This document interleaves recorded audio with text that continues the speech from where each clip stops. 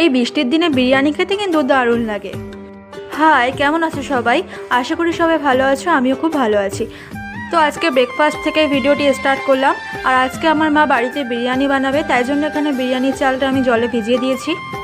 তো আজকে চিকেন বিরিয়ানি বানানো হবে, তাই এখানে চিকেন আনা হয়েছে। আর সঙ্গে মা আলুগুলো কেটে দিয়েছে, আলুগুলো দেখতে পুরো ডিমের মতো লাগছিল। আর এখানে আমি সামান্য জাফরান দিয়ে আলুটা সেদ্ধ করতে দিয়েছিলাম। আর দেখো বন্ধুরা, আমার হাতটা কত সুন্দর কালার হয়ে গেছে জাফরানে। আর মা এখানে বেরেস্তাটা ভাজা করে নিচ্ছিল। আর সঙ্গে এখানে বিরিয়ানি বানানোর জন্য চিকেনটাও রান্না করছিল। তো এই তো আলুগুলো সেদ্ধ হয়ে গেছে, এখন ভেজে নেবে।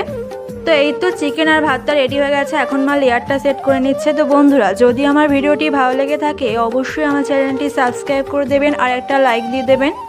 তো বন্ধুরা, তোমরা কে কে চিকেন বিরিয়ানি খেতে ভালোবাসো অবশ্যই কিন্তু কমেন্টে জানিও। তো এই তো আপনাদের সঙ্গে কথা বলতে বলতে বিরিয়ানির লেয়ারটা আমার সেট করে নিয়েছে। এখন ওপর দিয়ে ঘি আর বেরেস্তা দিয়ে দেবে। তো এখন সময় হয়েছে দুপুর 2টার মতো, এখন আমরা সবাই মিলে বিরিয়ানি খেয়ে নিচ্ছিলাম। তো সত্যি বলতে আজকের বিরিয়ানিটা অনেক বেশি টেস্টি হয়েছিল। তো খাওয়া দাওয়া করে কিছুক্ষণ রেস্ট নিয়েছিলাম। আর এখন সময় হয়েছে বিকেল 4টার মতো, আমি যাচ্ছিলাম টিউশনে। আর বাইরে ঝিরঝির করে বৃষ্টি হচ্ছে। আর টিউশন থেকে ফেরার পথে এখানে একটু খেয়ে নিচ্ছিলাম ফুচকা।